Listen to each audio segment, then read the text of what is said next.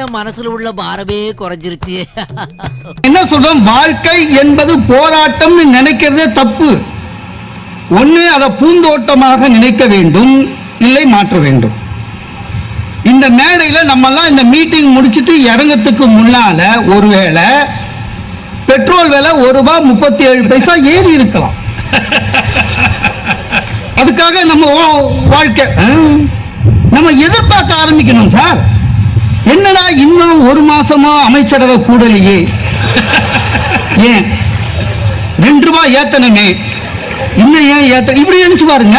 ₹1.37 ஏத்துனா சந்தோஷமா இருக்கும், அப்படிதானே சார்? ஒரு 20 வருஷத்துக்கு முன்னாடி எங்க அப்பா சொல்லுவாரு, கல்யாணம் ஆகி ஒய்ஃபு கூட சண்டை போட்டவன் சமாதானம் எப்படா பண்ணான்னா 2 முழம் மல்லிப்பூ 1/2 கிலோ அல்வா சமாதானம் பண்ணிடுவான். இப்ப அது கூட முடியல. 1 முழம் ₹30 விற்குது மல்லிப்பூ. அதுக்காக விட்டுற முடியுமா? நான் வாங்காம வீட்டுக்கு போய் கதவை சாத்திட்டு தடாகடியா விழ வேண்டியதுதான் கீழே. இந்த டெக்னிக் தெரிஞ்சதுன்னா பூந்தோட்டம் தானே சார். ₹30 பார்த்த சினிமா ₹120 இன்னைக்கு. பார்க்க முடியலையே, போராட்டம் நினைக்க கூடாது. ₹20 சீட்டு விற்குது.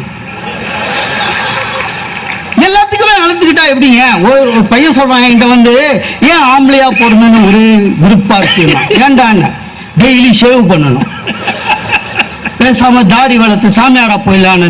நான் சொன்னேன், டை இருக்கிற சாமியார்லாம் ஷேவ் பண்ணி ட்ரிம்மா இருக்கான். அப்பதான் சினிமால இருந்து கஸ்டமர்ஸ் வராங்கன்னு. சில பேர் ஆசிரமத்திலே ஜிம் வச்சு நடத்திக்கிறான்.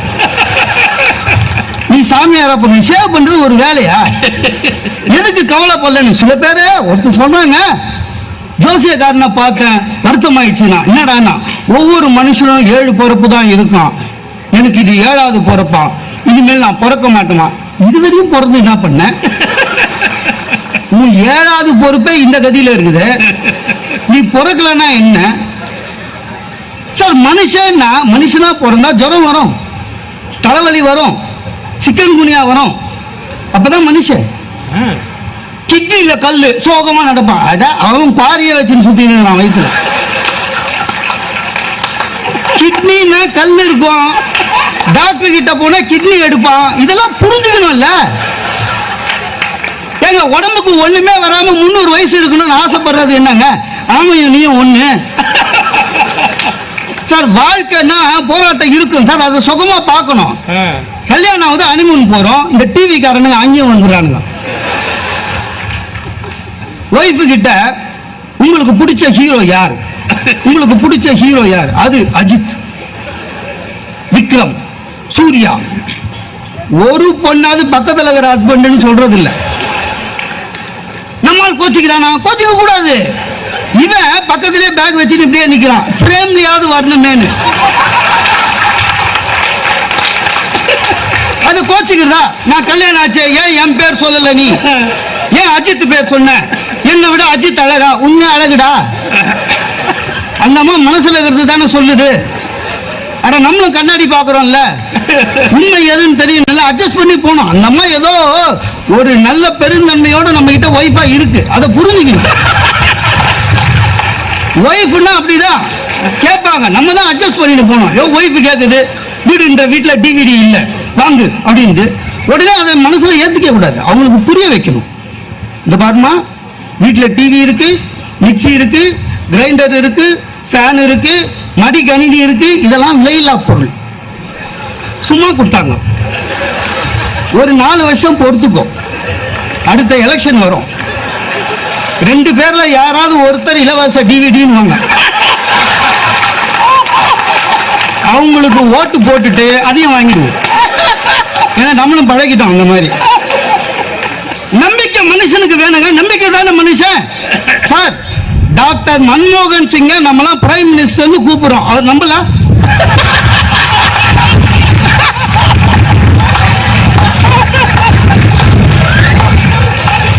அந்த மனுஷன் இருக்கிற நம்பிக்கையில பாதியாவது நமக்கு வேணாம். அவரை பார்த்து எது கத்துக்கலனாலும் இதையாவது கத்துக்கணும் சார். பையனை வளர்க்கறது போராட்டம் நினைக்க கூடாது, அவங்க கூட அட்ஜஸ்ட் பண்ணிட்டு போனோம் சார். 35,000 ரூபாய் கொடுத்து முள்ளங்கி பத்தி எல்கேஜில சேர்த்தேன். 3 மாசம் கழிச்சு டேய் ஜாக் அண்ட் ஜில் சொன்னா வை திஸ் கொலவேரின்றான் பையன். கோபம் வரும், ஆனா வரக்கூடாது. ஒரு நல்ல அப்பா என்ன பண்ணணும், கூட சேர்ந்து பாடணும். ஆமா, அந்த பாட்டை 3 கோடி பேர் பாடிக்கிறாங்களாம். நம்மளும் கோடியில ஒருத்தனா கொலவெறியோட சுத்த வேண்டியதுதான். சில பேர் வேலைக்கு போத போராட்டம்னுவான். இந்த ஹஸ்பண்ட் அண்ட் ஒய்ஃப் ஒன்னா சேர்ந்து வேலைக்கு போறது உண்மையிலே போராட்டம் மாதிரி தெரியும். அது போராட்டமா எடுத்துக்கூடாது. நம்ம புறப்படும் போதுதான், நம்ம ஏதோ ஒரு நோக்கத்தில் சரி சீக்கிரம் போகலான்னு புறப்படும் போதுதான் ஒய்ஃப் என்னையும் ஆஃபீஸில் ட்ராப் பண்ணிட்டு போங்கன்னும். உடனே டென்ஷன் ஆகக்கூடாது, போகணும். அதை விட கொடுமை என்னன்னா, நம்ம அவங்க ஆஃபீஸுக்கு போகும்போது டைம் ஆஃபீஸ் கிட்ட விடுவோம். அப்போ ஒய்ஃப் இறங்கி அதோ எங்கள் செக்ஷன் ஆஃபீஸர் வராது, அவருக்கு வணக்கம் சொல்லணும், ஏதோ சின்ன பையனுக்கு சொல்கிற மாதிரி. அவளுக்கு அவன் பாஸ், நமக்கு என்ன கோபம் வரும், வரக்கூடாது. அவருக்கு ஒரு வணக்கம். அவர் என்னை விட கம்மியாக படித்தவர்.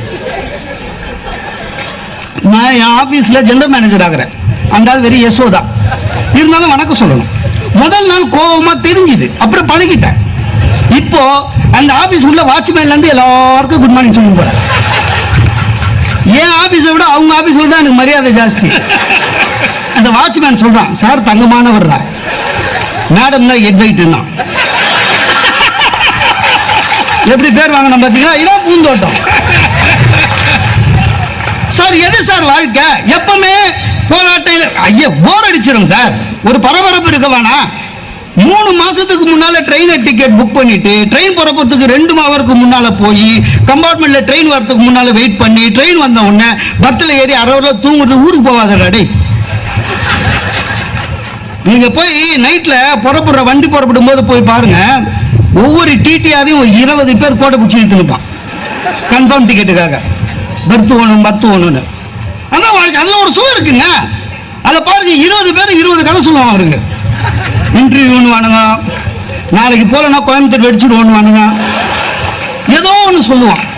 ஆனால் ஒருத்த மட்டும் பாருங்க, அந்த போராட்டத்தை பூந்தோட்டமாக மாற்றுவான். எப்படி தெரியுமா? அந்த டிக்கெட்லேயே ஒரு 200 ரூபா வச்சு அப்படி காமிப்பான். டிடிஆர் நீங்க 67 போய் உட்காருங்க. 67க்கு போனீங்கன்னா அது டிடிஆர் பர்த்தா இருக்கும். இறங்கி வந்து சார் அது உங்க பர்த், நீ படியா, நான் நின்று வரேன். நீங்க அப்பல்லங்க, நீங்க அந்த டிடிஆர் பர்த்தில் அப்படி படுக்கும் போது உண்மையிலேயே ஒரிஜினலா கன்ஃபார்ம் வாங்கின டிக்கெட்டுக்காரங்க போவானுங்க தெரியுமா, நம்மளை பெருமையா பார்ப்பானுங்க. பரவாயில்ல, டிடிஆர் பர்த்திலே படுத்துன்னு வராங்க. அதுதான் வாழ்க்கையில சுவைக்க ஆக்குறது. நம்ம பாரதி மேடமும் மணிகண்டன் சாரும் பெரிய சொந்த வீட்டில் இருக்காங்க, நானும் வாடகை வீடு. வாடகை வீட்டில் இருக்குது போராட்டம் நினைப்பாங்க. இல்ல, அதை விட பூந்தோட்டம் எதுவுமே இல்லை. ஊடா போலாம். இவங்களுக்கு இல்ல 25 வருஷம் 40 வருஷம் ஒரே தெரு ஒரே ஜனங்க. எனக்கு அப்படி இல்லை. நான் நின்று ஜெயிச்சிருவேன். தொகுதி ஃபுல்லா எல்லா தெருவிலையும் போயிட்டேன். என் குழந்தை காணாது போனா ஒரே அவரில் எடுத்துட்டு வந்து விட்டுருவானுங்க. இங்க இருந்த ஒரு குழந்தைங்க தேடுறதே இல்லை. அப்படிதாங்க இருக்கணும். அது அந்த வீட்டுக்காரங்க கூட சமாளிக்கிறது இருக்குது பாரு. சில வீட்டுக்காரங்க கேள்வி கேட்பானுங்க பாரு. வீட்டுக்கு போனா ஒய்ஃபு கூட போய் வீடை பார்த்தோன்னே, வீடு பிடிச்சிருக்கா, என்ன படிச்சிருக்கீங்க? வீடு கொடுத்துட்டு வரத்துக்கு என்ன படிக்கணும்? ஏதோ படிச்சிருக்கிறேங்க. என்ன எங்க வேலை செய்யறீங்க? வேலை சொன்னேன். என்ன சம்பளம் வாங்குறீங்கன்னா பக்குன்னு ஆயிடுச்சு. ஏன்னா ஒய்ஃபு கிட்ட ஒரு சம்பளம் சொல்லியிருக்கிறோம். அதே சம்பளத்தை இவங்கிட்ட சொன்னா வீடு கிடைக்காது. உண்மை சம்பளத்தை சொன்னா வீட்டில் ஒதுப்பாங்க. ரொம்ப இக்கட்டான இல்லைங்க, மாசம் மாசம் வாடகை கொடுக்குற அளவுக்கு சம்பாதிக்கிறேன் அப்படின்னு ஏதோ பொதுவாக சொன்னேன். அப்புறம் எப்போ கல்யாணம் ஆச்சு அப்படின்னா 2 வருஷம் ஆச்சுன்னா. எத்தனை குழந்தைன்னா? எனக்கு பொண்ணு கொடுத்த அவ மாமனார் கூட இவ்வளோ கேள்வி கேட்குறேன். எத்தனை குழந்தைன்னா? 2. கல்யாணம் எவ்வளோ வருஷம் ஆச்சுன்னா? 3. அப்போ இந்த வருஷம் ஒன்று பிறக்குமாண்ணா? ஏங்க வீடு வாடகைக்கு ஏங்க இதெல்லாம் கேட்குறீங்க? என்ன இல்லை இல்லை 3 குழந்தைங்க மேலே வச்சுக்கிறவங்களுக்கு நான் வீடு கொடுக்குறது இல்லைண்ணா. சரிங்க. என்ன நைட்டு எத்தனை மணிக்கு வருவீங்கண்ணா? கொஞ்சம் லேட் ஆகுண்ணா. 10 மணிக்கு வரணும். அதுக்குள்ளே வரணும், இல்லைன்னா கேட்டை பூட்டிட்டு வேணாம். என் ஒய்ஃப் உடனே அவங்ககிட்டயே வீட்டுக்கு அடங்காதது ஊருக்கு அடங்கும், நீங்கள் தெரியுது பாரு அப்படின்னு எல்லாம் முடிஞ்சுதுங்க. இதுவரையும் அவன் அடித்த அவன் போட்ட பாலுக்கு நான் அடிச்சுன்னு இருந்தேன். கட்சியாக ஒரு நிமிஷம் தான். நீங்கள் நாய் வளர்ப்பீங்களா அண்ணா? இல்லை வளர்க்க மாட்டேன் சார். ஆமாம், நாய் வளர்க்குறது எனக்கு பிடிக்காது அப்படின்னா நான் ஒன்றே அடித்தேன். எப்பவுமே ஒரு நாய்க்கு இன்னொரு நாய் பிடிக்காது விடு சார் அப்படின்னு. வாழ்க்கையில மனிதர்கள் நம்ம கூண்டுக்குள்ள இருக்கிற சிங்கம் புலியா? வேலைக்கு சாப்பாடு, வேலைக்கு சாப்பாடும் குளியலும் செவ்வாய்க்கிழமை லீவும் ஜூலியா இருக்கிறோம். மனிதன் போராடுகின்ற குணம், போராட்டத்தை மாற்றுகின்ற குணம். பிறை சந்திரனை உனக்குள் தான் பூரண சந்திரன் பொதிந்திருக்கிறது. கவிஞர் மேத்தா எழுதினார். காலுக்கு செருப்பு வந்தது எப்படி, முள்ளுக்கு நன்றி சொல். வைரமுத்து எழுதியது.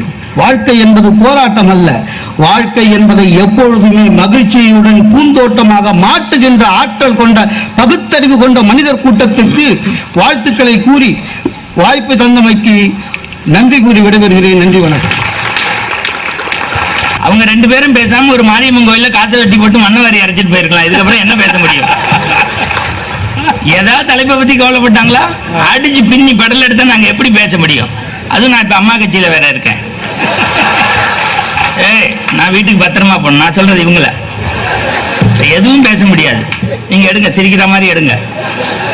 ஏன்னா அதுவே இப்ப பெரிய போராட்டமா இருக்கு. பிலிம் இருக்கா இல்லையான்னு ஒரு 45 நிமிஷம் அடிக்கிறாரு. இவ்வளவு அடிக்க வேண்டிய அவசியம் இல்ல. சரி, இருக்கட்டும். ரைட், ரொம்ப மகிழ்ச்சியா இருக்கு. டிடிஆரை எப்படி கரெக்ட் பண்றது அப்படிங்கிறதுக்கு 200 ரூபாய் உள்ள வச்சு கொடுக்கணும்னாரு. என்ன செய்யறது? நாங்க அண்ணா ஹசாரே கும்பல்ங்கிறதுனால அதை ஒழிக்கணுங்கிறது தான் இந்த தேசத்தினுடைய கனவுக்காக நாங்க இந்த இடத்துல கூடியிருக்கிறோம். அதுதான் எங்களுடைய வேலை. உங்களுக்கு 200 ரூபாய் இருக்கு சார். காலைல 7:30 மணிக்கு எங்க வீட்டு தாம்பரத்துக்கு பக்கத்துல ரயில்வே ஸ்டேஷன்ல வந்து பாருங்க சார். ஒரு அம்மா கைப்பைய தூக்கி போடுது ட்ரெயின் ஜன்னல்ல, ஒரு அம்மா கர்ச்சிப்பை போடுது, ஒரு அம்மா ஹேண்ட்பேக்கை போடுது, ஒரு அம்மா பிள்ளைய ஜன்னல் வழியா விடுது. படுத்துக்க, எவனுக்கும் சீட்டு கொடுக்காதுங்குது. ஒரு அம்மா சவரி முடிய போடுது. அதுல நம்மால் ஒருத்தர் உட்காந்து கொண்ட ஊசி ஏறி கொடமா ஆபீஸ் போறான்.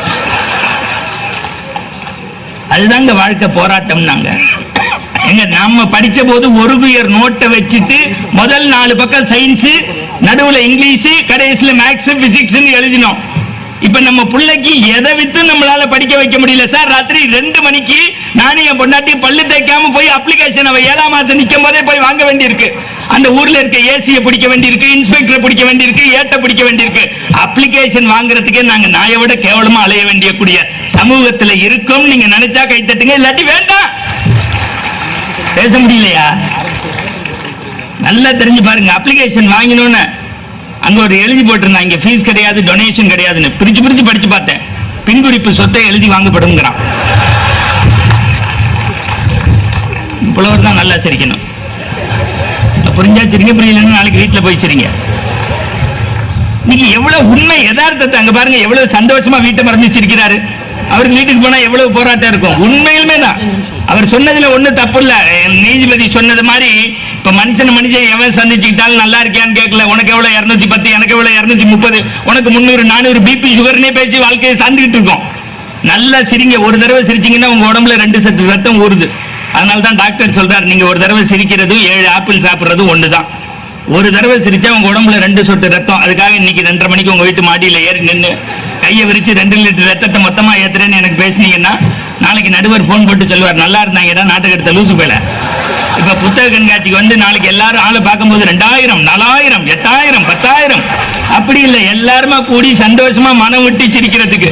அங்க ஒரு பாய் சொல்றாரு, வாழ்க்கையிலே நான் இந்த சிரிப்பு சிரிக்கலையா, என் வைப்பை விட்டு இன்னைக்கு தான் நிம்மதியா சிரிக்கிறேன். அட விடுங்க, இதை விட என்னங்க சக்சஸ் பட்டிமன்ற பிரமாதம். இதுல எல்லாம் டிவியில எடுத்துறாதீங்க. இந்த மாதிரி நல்ல ப்ரோக்ராம்லாம் போடக்கூடாது. சரி, புரிஞ்சவங்க சிரிங்க, புரியாதவங்க யோசிச்சிருங்க. ரைட்டு. இப்ப ஒண்ணு வேண்டாம். நான் வந்து எனக்கு ராமாயணம் தெரியும், பெரிய புராணம் தெரியும், புதுமை பித்தன் கதை தெரியும், ஜெயகாந்தன் தெரியும், எஸ் ராமகிருஷ்ணன் தெரியும், வைரமுத்து கதை தெரியும். அது அந்த பஜனைக்கு இங்க வரல. நம்ம வந்து வாழ்க்கை போராட்டமா பூந்தோட்டம்னா நானும் அடுக்குமாடி குடியிருப்புல தான் இருக்கேன். நான் வீடு கட்டினதுக்கு எவ்வளவு ஆகல பாருங்க இந்த ஆளுக்கு. என்ன எல்ஐசி லோன் அடைக்க முடியாம நான் படுற பாடு எனக்கு தான் தெரியும். ஏற்கனவே இன்கம் டாக்ஸ் காரன் என்னை ஒத்து பார்த்துக்கிட்டு இருக்கான் 7 மாசம். உனக்கு எனக்கு மட்டும்தான் தெரியும். புரிஞ்சவங்க சரிங்க, புரியாதவங்க யோசிச்சு வீட்டுல போய் சரிங்க. ரைட். இப்ப ஒரே செய்தி, காலைல அடுக்குமாடி குடியிருப்புல பள்ளிக்கூடத்துக்கு பயலை கலப்ப முடியலங்க. என் வீட்டுக்கு 8th பிளாட்ல அப்பா டிசிஎஸ் ஹைதராபாத் போறதுக்கு புள்ளி அடிச்சுட்டு போறாரு. எங்கன்னு இல்ல, அடுத்த வாரம் ப்ராக்ரஸ் ரிப்போர்ட் வரும், நான் இப்ப இருக்க மாட்டேன், இப்ப அடிச்சு வச்சுட்டு போறேங்கிறாரு. இந்த லூஸ் மாதிரி பயல இன்னைக்கு குடும்பமா வாசா இருக்கு. காலைல 6 மணிக்கே புள்ளை எழுப்பி அவன் மேல தண்ணியை ஊத்தி 6 புத்தகம், பேனா, பென்சில், அடிஸ்கேல், லஞ்ச் பாக்ஸ் இவ்வளவு வச்சு யூனிஃபார்ம் போட்டு டையை இறுக்கி கட்டி வாயில குடிச்சு ஆட்டோல தூக்கி அப்பி, அதுக்கப்புறம் அந்த பிள்ளை அம்மா ஆய் அப்படிங்குது. ஆய் இல்லடா, ஆய் ஆய் இல்லம்மா, ஆய் பள்ளியிடத்துக்கே போடா, 35,000 ரூபாய் கட்டுறேன் இல்ல. அவன் அப்படியே செத்து போறான். உள்ள இருந்து அப்பா சொல்றாரு, நீ ஒழுங்கா படிக்கல கொன்றுவேன், உயிரை கொடுத்து உன்னை படிக்க வைக்கிறேன், நீ டாக்டர் ஆகணும், இன்ஜினியர் ஆகணும், வக்கீல் ஆகணும், கலெக்டர் ஆகணும், ஒன்னும் ஆக மாட்டே போ அப்படிங்கிறான். ஏண்டா எப்படிப்பா ஒரே ஆள் டாக்டர் ஆக முடியும், இன்ஜினியர் ஆக முடியும், வக்கீல் ஆக முடியும், கலெக்டர் ஆக முடியும்? என்ன எவ்வளவு நீங்க முடியுதா சார்? இவ்வளவும் பண்ணி அந்த பிள்ளைய பள்ளிக்கூடத்து சார் அவனுதான் பள்ளிக்கூடத்தை அமைச்சிட்டோன்னு நிம்மதியா சொன்னா டிவி போட முடியுதா சார்? தெரியாம டிவி போட்டா நான் கொடுக்கிற 200 ரூபாய்க்கு 1 ரூபா சைஸ்ல எவனோ ஒருத்தன் பொட்டு வச்சு ஊர்ல உள்ள சந்திரமாலை சால்வை எல்லாம் போட்டு அவன் சொல்ற முதல் வார்த்தை 7:30 மணிக்கு விளங்காம பேசுறான். ரிஷபராசி நேயர்களே, இன்று கிழக்கு மேற்கு வடக்கு தெற்கு நோக்கி பயணம் செய்வது நான் எங்கடா போய் சாவுறதா? பேசாத, அப்படி பேசிருக்கியா நீ? ஞாபகம் வச்சு பேச வேண்டியிருக்கு. உனக்கு என்ன, நீ பேசிட்டு போய் உட்காந்துட்ட, நான்ல பேச வேண்டியிருக்கு. என் போராட்ட எனக்கு தானே தெரியும். விளையாட்டா? சரி, இதுவாது பரவாயில்லன்னு ராத்திரி எல்லாரும் குப்புறப்படுத்த தூங்கினாலும் 12:30 மணிக்கு தெரியாம விஜய் டிவியை போட்டா அதுல ஒருத்தர் கல் விக்கிறவன் வரான். கும்பராசி நேயர்களே சிவப்புக்கல், மிதுன ராசி நேயர்களே பச்சைக்கல், செங்கக்கல், செங்கக்கல்ல தவிர எல்லா கல்லையும் சொல்றான். சரி, இதுவாது பரவாயில்லன்னு எனக்கு தெரிஞ்ச நண்பர் முருகன் சார் மாதிரி ஒருத்தர் உங்களை பெரிய ஆள் ஆக்குறேன்னு நான் சொன்னேன். கடவுள் போட்ட பிச்சை நல்லா இருக்கேன், வாழ்க்கையை முடியான்னு. அவர் என்னை ஒருத்தர் கூட்டி போறார், பேரியல் பேராசான. அவன் பேரே அவனுக்கு எழுத தெரியல இளவு. என்னை கூட்டி போய் என் பேரை 3 எழுதி 4 வகுத்து 5 கழிச்சு எல்லாம் சொல்லி பேர் நல்லா இருக்குன்னு ஆளை விடுன்னு இன்சியலை மாத்திக்க பெரிய ஆள் ஆயிடுவேங்கிறான். நான் சொன்னேன், எனக்கு எங்க அப்பா வச்சுட்டு போன ஒரே சொத்து அது ஒண்ணு தான்டா போடா அப்படின்னு. புரிஞ்சவங்க சரிங்க, புரியாதவங்க யோசிச்சுருங்க, அதுக்கு நான் பொறுப்பு இல்லை. பாரதியார் பாட்டு படிக்கவே மாட்டீங்களா? நெஞ்சு பொறுக்குது இல்லையே இந்த நிலைகட்ட மனிதரை நினைத்து விட்டால் இவர் அஞ்சி அஞ்சி சாவார், அஞ்சாத பொருள் இல்லை அவர்களுக்கு துஞ்சது முகத்தில் என்பார், துயர்படுவார், வஞ்சனை பேய்கள் என்பார், அந்த மரத்தில் என்பார். தயவு செய்து இங்க உள்ளவங்களுக்கு ஒரு பகுத்தறிவு செய்தியோட போங்க. நான் கடவுள் நம்பிக்கை உள்ளவன். இன்னமா வாழ்க்கையில இந்த நாட்டுல சாமிகளை நம்புங்க, சாமியார தயவு செய்து நம்பாதீங்க சார். என காவிக்கு புனிதன் என்ற விவேகானந்தருக்கு பிறகு இந்த நாட்டில் ஞானத்தோடு இருக்கக்கூடிய சாமியார்கள் இல்லை. தைரியமாக நான் சொல்கின்றேன், எவனுக்கும் அச்சப்படவில்லை. ஏன் சார், படிச்ச ஏன் முன்னாடி என்னால திருத்த முடியல? நான் ஆபீஸ் போனதுக்கு அப்புறம் எனக்கு தெரியாம திருட்டு ஏறி இந்த அச்சய திருதின்னு எவன் கண்டுபிடிச்சான்னு தெரியல. அவன் ட்ரெயின்ல ஏறி நான் ஆபீஸ் போனதுக்கு அப்புறம் தெரியாம 6 மணி நேரம் கியூல நின்று 2000 ரூபாய் பணத்தை கொடுத்து 1/2 கிராம் காசு வாங்கிட்டேன் மாமான்னா. 7 பவுன் சங்கிலி எங்கம்மான்னு கூட்டத்தில் அத்து கொண்டு போயிட்டாங்கிறான்.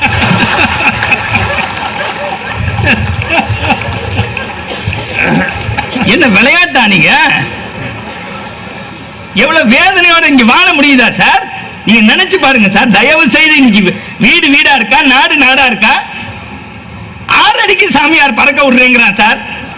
நீங்க யோசிச்சு பாருங்க, 6 அடிக்கு எவனையாவது பறக்க முடியுமா? ஒரு 6 வருஷத்துக்கு முன்னாடி ஒரு சாமியார் வாயில இருந்து லிங்கம் எடுத்தார், கையில இருந்து திண்ணூர் எடுத்தார், பெயில் மட்டும் எடுக்காம பிரேமானந்தமா செத்து போனாரு.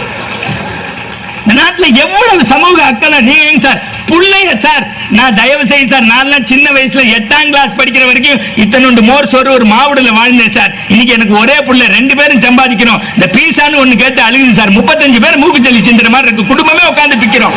எளவு இன்னமும் ஒரு பையன் பீஸா சாப்பிடக்கூடாது. என் மேல கேஸ் போட்டாலும் பரவாயில்ல.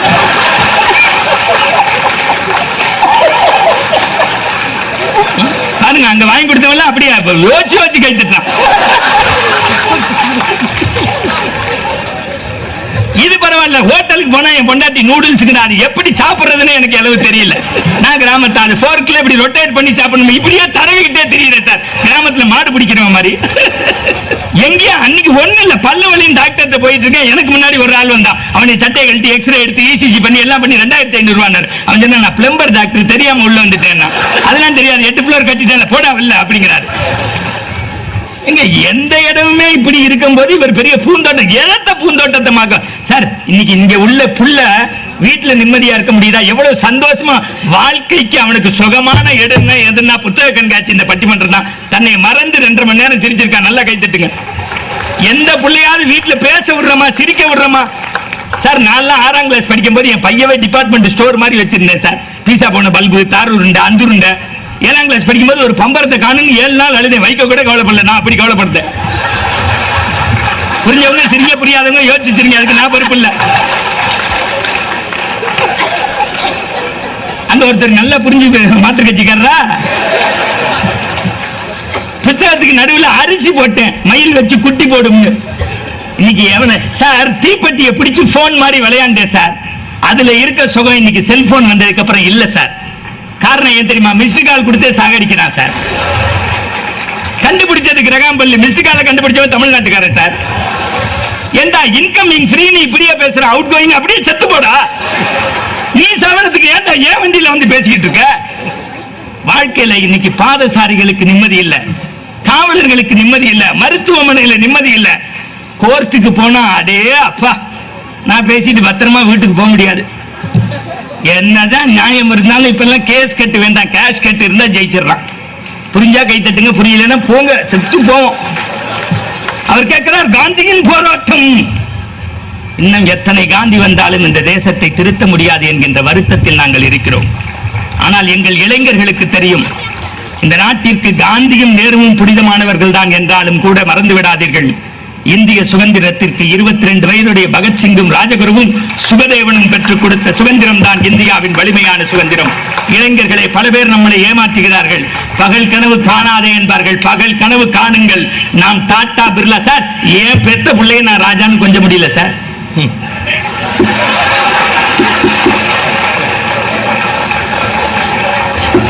தயவு செய்து சொல்கின்றேன், உடையுங்கள், போராடுங்கள், உங்கள் வேர்வை துளிகளை வெற்றி துளிகளாக மாற்றுங்கள்.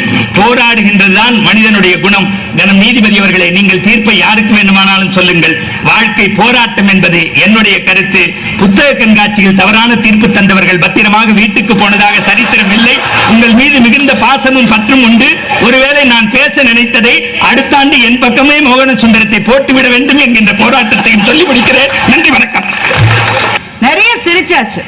கொஞ்சம் யோசிக்க வேண்டிய ஒரு 5 நிமிஷம் தொகுப்பா மாத்திரம்தான் இந்த 5 நிமிஷம் இருக்கும். உண்மையில் மோகன சுந்தரத்தை போன்ற ஒரு சாமர்த்தியசாலியை இதுவரை என் வாழ்க்கையில் நான் சந்தித்ததில்லை என்ற ஸ்டேட்மெண்ட்டை இன்னைக்கு நான் கொடுக்கிறேன். முழுக்க முழுக்க வாழ்க்கை எவ்வளவு மோசமான போராட்டம் என்பதை தான் அவர் பேசி இருக்கிறார். ஆனா அவர் அப்படி பேசினதே தெரியாம இவ்வளவு பேரையும் அவர் ஏமாத்திருக்காருன்னா அதை விட பெரிய சாமர்த்தியம் என்ன இருக்க முடியும்? பெருமக்களே, நம்முடைய பிரச்சனை என்ன? நல்லா சிரிக்கலாம், சந்தோஷமா இருக்கலாம், எவ்வளவு வேண்டுமானாலும் நகைச்சுவை பேச்சுக்கள் நமக்கு தேவை. ஆனால் நம்முடைய வாழ்க்கையினுடைய யதார்த்தம் நம்மை ஒரு நேரத்திலாவது சுடுகிறதா இல்லையா? இதுதான் கேள்வி இன்றைக்கு. லால் பகதூர் சாஸ்திரியை பத்தி நீங்க படிச்சிருப்பீங்க. அவருக்கு காங்கிரஸ் கட்சியில் இருந்து 50 ரூபாய் தான் ஒரு மாசத்துக்கு கட்சி பணி ஆற்றுவதற்கான அமௌண்ட் கொடுக்கறாங்க. எவ்வளவு? 50 ரூபாய். ஒரு சமயத்துல அவருக்கு ஒரு பணமுடை வந்தது, 100 ரூபாய் தேவையா இருந்தது. எங்க போய் 100 ரூபாய் வாங்குறதுன்னு அவருக்கு தெரியல. அவர் ஒரு அரசியல்வாதின்றதை நீங்க மறந்துடக்கூடாது. 100 ரூபாய் எங்க கிடைக்கும் என்று தெரியாமல் கஷ்டப்பட்டார். அவருடைய மனைவி சொன்னாங்க, என்கிட்ட 100 ரூபாய் இருக்கு, இந்தாங்க. உன்கிட்ட எப்படி 100 ரூபாய் இருக்கு? இல்ல, நீங்க கட்சி கொடுக்கிற பணத்தை கொடுக்குறீங்கல்ல, 50 ரூபாய் 50 ரூபாவா, அதுல அவ்வளவு செலவாருது இல்ல, 45 ரூபாய் செலவழிச்சிட்டு 5 ரூபாயா நான் மிச்சம் பிடிச்சு வச்சிருக்கேன், அப்படி 100 ரூபாய் இருந்தது, இந்த அவசரத்துக்கு உபயோகப்படுத்திக்கங்கன்னு கொடுத்தாங்க. அதை வாங்கி கொண்டு லால் பகதூர் சாஸ்திரி பயன்படுத்தினார். முடிஞ்ச உடனேயே கட்சிக்கு கடிதம் எழுதினார். நீங்கள் அனுப்புகிற 50 ரூபாய் என்னுடைய குடும்பத்துக்கு அதிகபட்சமாக இருக்கிறது, அடுத்த மாசத்திலிருந்து அதை 45 ரூபாவாக குறைக்கவும் கடிதம் போட்டார். இது இந்த தேசத்திலே தான் நடந்தது என்பதை இன்றைக்கு நம்முடைய பிள்ளைகளுக்கு சொன்னால் நம்புவார்களா என்ற ஒரு கேள்வியை மாத்திரம் இந்த அரங்கத்திலே நான் வைக்க ஆசைப்படுகின்றேன். நல்லவனாக வாழ்வது என்பது இன்றைக்கு எவ்வளவு பெரிய போராட்டமாக இருக்கிறது. வீட்டுல சொல்லி கொடுத்திருக்காங்க, சார் லஞ்சம் வாங்க கூடாது, கொடுக்க கூடாதுன்னு. கடைபிடிக்க முடியலையே இன்னைக்கு. இது போராட்டம் இல்லையா? எங்க அப்பாவுக்கு ஒரு ஸ்கூல் ஹெட்மாஸ்டர். எங்க அப்பா ஒரு பையனுக்கு மிடில் ஆஃப் த இயர்ல அட்மிஷன் கொடுத்தாரு. அந்த பையன் ரொம்ப கஷ்டத்துல இருந்தான், வெளியூர்ல வந்துட்டான், எந்த ஸ்கூல்லயும் அட்மிஷன் கொடுக்கல.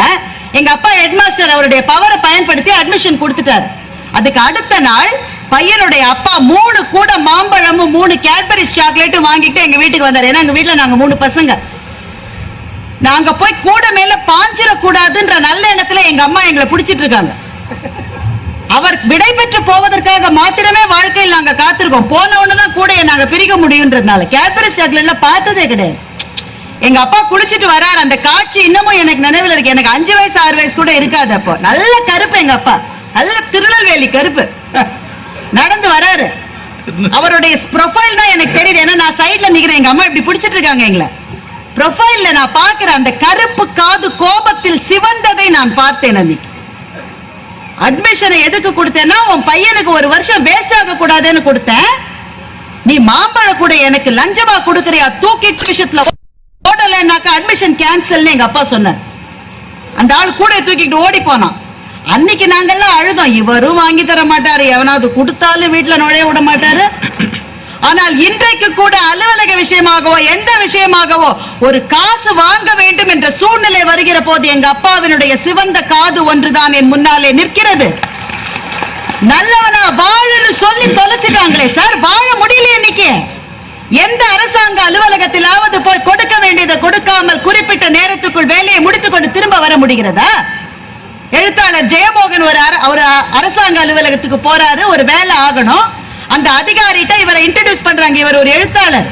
அந்த அதிகாரி ஒரு பேனாவால காதை சுத்தப்படுத்திக்கிட்டே ஜெயமோகனை பார்த்து, எழுத்தாளரா என்ன எழுதுறீங்க, ஒரு கதை சொல்லுங்க பார்க்கலாம்.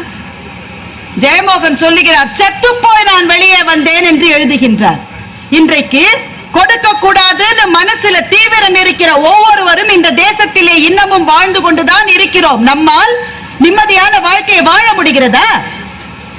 ஜோக் அடிச்சுட்டா போறாது, நிதர்சனங்களை யோசித்து பார்க்க வேண்டும். நான் கேக்குறேன், ஒரு இளைஞன் தன்னுடைய மனைவி டாக்டர் தவறான ட்ரீட்மெண்ட் கொடுத்துட்டாங்கன்னு நினைச்சு அந்த டாக்டர் கொலை செய்து விட்டான். மகத்தான தவறு, மகத்தான தவறு. உடனே அடுத்த நாள் அத்தனை டாக்டர்களும் ஸ்ட்ரைக் செஞ்சு உயிருக்கு போராடி கொண்டிருந்த ஆயிரக்கணக்கான பேரை நிர்கதியா நிக்க வச்சாங்களே. இந்த மாதிரியான சமுதாயத்தில் எப்போதும் வாழ்க்கை என்பது நமக்கு பூந்தோட்டமா? அன்னைக்கு உயிருக்கு போராடி கொண்டிருந்த நோயாளிகளில் யாராவது ஒருவரின் உறவினராக நாம் இருந்தால் இந்த வாழ்க்கை பூந்தோட்டம் நம்ம பேசுவோமா? இந்த உலகத்திலேயே கடவுளுக்கு அப்புறம் நம்ம கால்ல விழுந்து டாக்டர் கால்ல தான், நீங்க தான் எனக்கு தெய்வம்னு நம்ம சொல்லுகிற ஒரே மனிதர் அவர் தான். நான் ஸ்ட்ரைக் பண்றேன், நீ நின்னுட்ட போகிற உயிருக்கு யார் சார் பொறுப்பு? எவ்வளவு தூரம் பொறுப்பின்மை என்பது சமூகத்திலே ஊடுருவி இருக்கிறதுன்னு கவலையில நாங்க பேசிட்டு இருக்கோம். ஒய்ஃப் ஆபீஸ்ல எல்லாரும் எனக்கு சல்யூட் வச்சாங்கன்னு சந்தோஷப்படுகிற ஒரு மனிதரை பார்த்து அழறதா சிரிக்கிறதான்னு எனக்கு தெரியல. அடுத்த 4 வருஷம் கழிச்சு உனக்கு டிவிடி கிடைக்கும்னு நீங்க சொல்றீங்க, கேட்கறதுக்கு எங்களுக்கு சிரிப்பா தான் இருக்கு. ஆனால் ஒரு தலைமுறை தமிழனை பிச்சைக்காரர்களாக மாற்றி இருக்கிற அரசியல் அமைப்பை பற்றி யார் கவலைப்படுவது?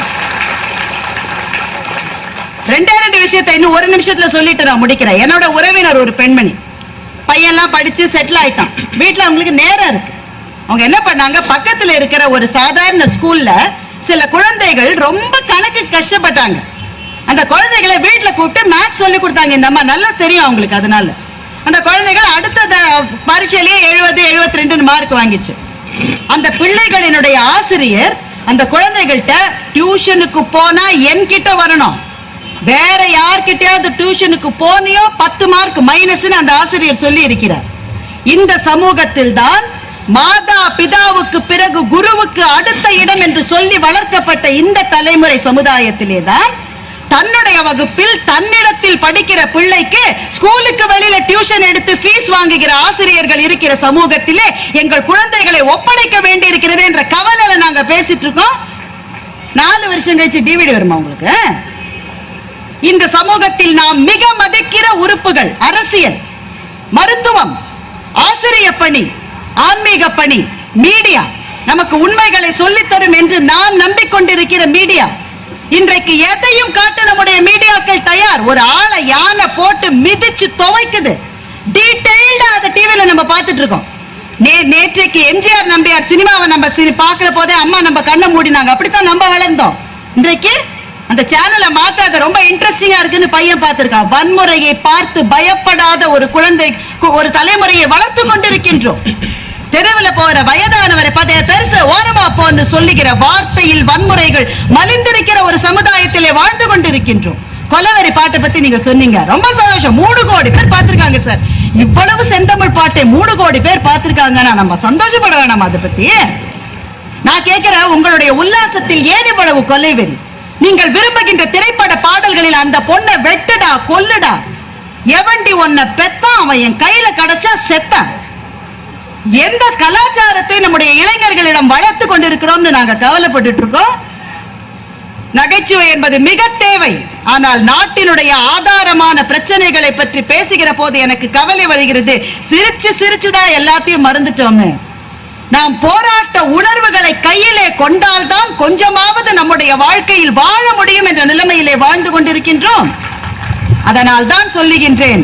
ரொம்ப சந்தோஷமா இருந்தது, ரொம்ப மகிழ்ச்சியா இருந்தது. மோகனசுந்தரம் சொன்ன அத்தனை பிரச்சனைகளுமே வாழ்க்கையினுடைய போராட்டம் என்பதனுடைய வேறு விதமான வெளிப்பாடுதான் என்பதை அறிவார்ந்த இந்த சபை அறிந்து கொண்டிருக்கும் என்ற நம்பிக்கையோடு நல்ல தீர்ப்பு வழங்குவார் நடுவர் என்ற நம்பிக்கையையும் பதித்து விடைபெறுகிறேன். வணக்கம். எவண்டி உன்னை பெத்தவன் செத்தான்னு சொன்னாங்க. ஏமா அவன் கஷ்டத்துல அவன் பாடுறான், அவன் இடத்துல இருந்தாதான் அது என்னன்னு தெரியும். ஏதோ பாடியாவது பலுவை குறைச்சிக்கலாம். இதுக்கெல்லாம் போய் நம்ம பெருசா எடுத்துக்கூடாது. சின்ன சின்ன விஷயங்களில் எல்லாம் நாம் சோர்ந்து போய்விட்டால் மானுட வாழ்க்கையே தேவையில்லை. கடலூர்ல பத்தி சொன்னீங்க, அதனால் மீண்டும் கடலூர் உருவாகாதானே? அது இயற்கை சீற்றம் வரத்தான் செய்யும், போகத்தான் செய்யும். ஒரு வாழை மரம் நமக்கு சொல்லிக் கொடுக்குதுமா, மரங்களில் நான் ஏழை, என் பெயரோ வாழை, தானே புயல் வந்து நானே விழுந்தாலும் அஞ்ச மாட்டேன், என் வாரிசை கீழே விட்டுத்தான் செல்லுவேன். இதான் வாழ்க்கை. சந்தோஷமா இருப்பேன். அதெல்லாம் நாங்க சொல்ல வர்றோம். சிரிக்கிறதே பெரிய கஷ்டம், சிரிக்க வைக்கிறது அதை விட கஷ்டம். நாங்க 2 பேரும் ஏதோ சந்தோஷமா இருக்கட்டுமே பாவம். பாருங்க, பெண்களா இருக்கிறாங்க எங்க அரங்கு முழுதும், ஆண்கள் தான் நிறைஞ்சிருக்கிறாங்க. நானே ஒரு கூட்டத்தில் 2.5 மணி நேரம் பேசுங்கிறேன். எல்லாம் எழுந்து போட்டான். ஒரே ஒரு ஆளு கட்சி வரைக்கும் எழுந்திருக்கவே மாட்டான். இவன் போற வரைக்கும் பேசணும்னு நான் முடிவு பண்ணி பேசுங்கிறேன். நானும் ஒரு கட்டத்தில் நிறுத்திட்டு, ஏன்பா போவேன்பா, நானும் போகணும்னு. அட நீ பேசு, எவ்வளோ வெடிய வெடிய பேசினா கூட நான் கேட்பேன். என்ன அப்படியாடா நான் உனக்கு சொல்றேன். என்ன அவ புடுங்களுக்கு ஓம் புடுங்கள் எவ்வளவு மேலுன்னா. அதனால அதாவது அவங்கவுங்களுக்கு ஒவ்வொரு சந்தோஷம். இது எங்கேயே பின்ன நான் 30 நாள் ஊரா போறது என்ன விஷயம்? சந்தோஷமா இருக்கட்டுமா சார், கலகலப்பா இருக்கட்டுமா சார். ட்ரெயின்ல ஏறி உக்காடுறான், ஒரு ஆள் என்னை பார்த்தான், என்ன கம்முன்னு வேற ஏதாவது பேசலாம். இல்லப்பா நான் பேசினா வம்பு வருதுன்னு. அவ்வளவுதான். என் தாம்பரத்தில் ஏறி நடந்தது. இது பீச் வரைக்கும் அவன் தான் பேசணும். நான் வம்புக்காரன் சொல்றேன், எனக்கு மோசமானவன் சொல்றேன், நான் பேசினா வம்பு வரும்னு சொல்றியா, நீ இப்படிலாம் எத்தனை பேர் கிளம்பி இருக்கிற, நான் ஒண்ணு என்ன கேட்டேன். பீச் வரைக்கும் 1 மணி நேரம் என் காது குடையுது. அதையும் ரசிக்கணும். இடுக்கண் வருங்கால் நகுகண்டார திருவள்ளுவர் எதுக்காக சொன்னாரு இல்ல சார்? என் நண்பன் ஒருத்தன் எங்கேயாவது போய் வரணும், மனசு நிம்மதியா சந்தோஷமா சொல்லலாம், இமயமலைக்கு போய் வரான்னு 1 மாசம் லீவ் போட்டு 4 நாள் போட்டு வந்துட்டான். ஏன்டான்றேன், அங்க ஒரு மலை குறுக்க நிக்குதுன்ட்டான். குறுக்க நிக்கிற மலை தாண்டா ரசிக்க வேண்டியது. ரசிக்க வேண்டியதை தடையாக நினைக்கிற மனோபாவம் நமக்கு வாய்க்க பெற்றால் கடைசி வரைக்கும் மகிழ்ச்சி வரவே வராது. உண்மை அது. நான் 2 சொல்லிட்டு நான் நிறைவு செய்யறேன். நான் 36 வருஷம் ஆசிரியர் அனுபவிச்ச நிறைய 3 புத்தகங்கள் எழுதியிருக்கேன், நகைச்சுவை புத்தகங்கள். இந்த அனுபவத்தை தான் மொத்தமும் கொட்டிருக்கிறேன். அவங்ககிட்ட நான் சொல்லி கொடுத்ததை விட அவங்ககிட்ட நான் தெரிஞ்சுக்கிட்டு ஏராளம் சார். தப்ப கூட நான் ரொம்ப ரசிப்பேன். இப்படி கூட சிந்திக்கிறதுக்கு முடியுமான்னு கேட்பேன். ராஜாராம் மோகன் ராய் குறிப்பு வரைக்கும் கேட்டிருக்கான், அவன் எழுதிக்கிறான், இந்த 4 நல்ல நண்பர்கள் எழுதிக்கிறான்.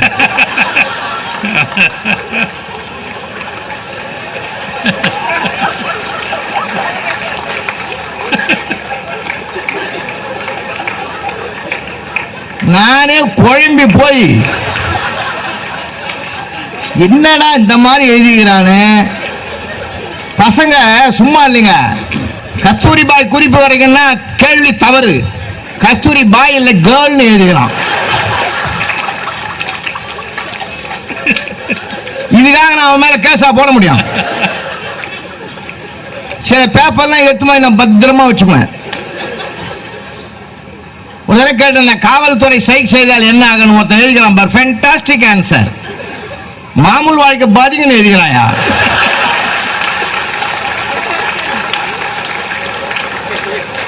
அவன் போராட்டத்தை எவ்வளவு பூந்தோட்டமா பார்க்கறான் பாத்தீங்களா சார்? 150 பேர் ஏற பஸ்ல அப்படி போய் நெருக்கி ஒரு இடம் கிடைக்கிறதுல இருக்கிற சுகம் உலகத்துல உண்டா? சார் நீங்க 4 பேர் ஒரே 4 பேர் உட்கார்ற கார்ல ஒரு ஆள் உட்கார்ந்து போறதை விட 150 பேர் போற பஸ்ல நமக்குன்னு ஒரு இடம் கொடுத்தான்னா ஒருத்தன், அதை விட ஆனந்த உலகத்துல என்னையா இருக்கு? கிடைக்கிற மகிழ்ச்சியை மனசை ஏத்துக்கிட்டு சந்தோஷப்படணுமே தவிர இல்லாத இருக்கிறவெல்லாம் பார்த்து நாம் நினைக்க கூடாது. நமக்கு இந்த பிறகு என்னென்னமோ கொடுத்துக்கிறான். மன நிறைவு வரணும் மனுஷனுக்கு. மன நிறைவு வந்தாதான் மன மகிழ்ச்சி தானா வரும். சார் உண்மையை தேடி போங்க. உண்மையை அறிவதற்கு முன்னாடி முடிவெடுத்துறாதீங்க. அதனாலதான் போராட்டமே வருது. ஒருத்தன் போய் சொல்றான் நீதிபதி கிட்ட, எனக்கு விவாகரத்து வாத்தி வாங்கி கொடுத்த என் ஒய்ஃபு கிட்டாங்க. நீதிபதி கேட்டாரு, என்னடா அவ்வளவு கஷ்டம் உனக்கு? 1 வருஷமா அவ பேசாம இருக்கிறா. ஓங்கி ஒரு அறை விட்டான் அந்த ஆளு. நீதிபதி, அப்படிப்பட்ட பொண்டாட்டி கிடைக்கிறது அதிர்ஷ்டம் பண்ணணும்டா.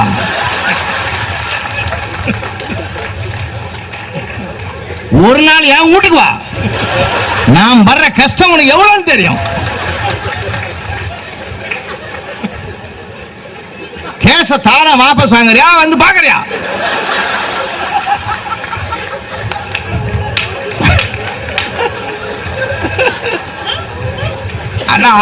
அவங்களுக்கு புழுங்கி கிடக்கிறான் சார் ஒருத்தன். ஒண்ணு மட்டும் நினைச்சீங்க, இன்னொருத்தனுக்கு இருக்கிற போராட்டத்தை விட நமக்கு எவ்வளவு மேல்றான்னு நினைங்க. யாருக்கு சித்தரும்புல இருந்து யானை வரைக்கும் எல்லாத்துக்கும் பிரச்சனை தான். பாரத பிரதமர் சொன்னாங்களே, நிறைய பேர் சொன்னாங்க. அவரை கூட எனக்கு மனசு வரல. அவர் பாராளுமன்றத்தில் நிதி அமைச்சராக இருக்கும் போது ஒரு அறிக்கை விட்டாரு. ஒவ்வொரு இந்திய குடிமகன் தலைமையில் 1450 ரூபாய் கடங்குதுன்னாரு. தர்மபுரி டிஸ்ட்ரிக்ட்ல பாப்பாரப்பட்டியில இருந்து ஒரு ஆள் 1450 ரூபாய்க்கு டிடி எடுத்து அனுப்பிட்டான். சார் அவன் லெட்டர் பேர்ல எழுதிட்டான், என் கடனை அடைச்சிட்டான், வருங்காலத்தில் இந்தியா கடன் வாங்கினா என்ன கேட்காம வாங்க கூடாதுன்னு எழுதிட்டான். அவர் அது படிச்சு பார்த்துட்டு இவ்வளவு பெரிய சிக்கல் இதுல இருக்குன்னு நினைக்கலன்னு அவரே சிரிச்சிட்டாரு. அதனால யாருக்கு தகுதி பார்த்தெல்லாம் பிரச்சனை வர்றதில்லை, எல்லாருக்கும் பிரச்சனை வரும். எல்லாருக்கும் பிரச்சனை வரும். சார் ஒரு பையன் ஜனவரி மாதம் 12ஆம் தேதி லீவு லெட்டர் கொடுத்தான். பிரிச்சு பார்த்தோம், பகீர் நாய் போச்சு, பாட்டி இறந்துதான். போடா, ஏன் இதை லீவு லெட்டர் கொடுத்துட்டானா, போகணும், போ போ போ. பிப்ரவரி மாதம் 12ஆம் தேதி பார்க்கறோம், அதே மாதிரி லெட்டர் கொடுத்துலாம், பிரிச்சு பார்க்கறோம், பகீர் நாச்சா பாட்டி சேர்த்துலாங்கன்னு எழுதிருக்கோம். இல்லடா நம்ம பிஎஃப் லோனுக்கு காது குத்துறோம் போடுறோம், அந்த மாதிரி பண்றான்னு சொல்லி. ஆமா, அதே நான் ஞாயிற்று மாசம் இருக்கும்போது ஒருத்தர் அப்படிதான் கொடுத்தாரு. என்ன போன 6 மாசத்துக்கு முந்தைய ஒரு காது குத்துறேன்னு கொடுத்தா இப்பயும் கொடுக்குறேங்க. அது வலது காது சார், இது இடது காது சார். ரசிங்கன்ற நான் அது கூட நான் ரசிப்பேன் எப்பயுமே. அப்போ என்ன பண்ணேன், பிப்ரவரி மாசம் கொடுத்தான் பாரு, சரி போடா, அது தூரத்து பாட்டி போல சொந்த பாட்டி நினைச்சிட்டேன். மார்ச் மாதம் 12ஆம் தேதி லெட்டர் கொடுக்கலாம் சார், தூக்கி வாரி போட்டு அதே மேட்டர் எழுதிக்கணும். வந்தது, என்னை பத்தி தெரியாது உனக்கு என்ன சார், எங்க தாத்தா பத்தி உனக்கு தெரியாது.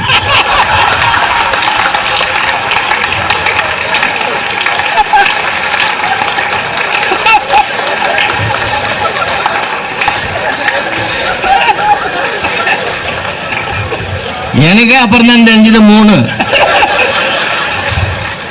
நான் சொன்னேன் அடுத்த மாசம் லீவ் லெட்டர் வரமாட்டோம்.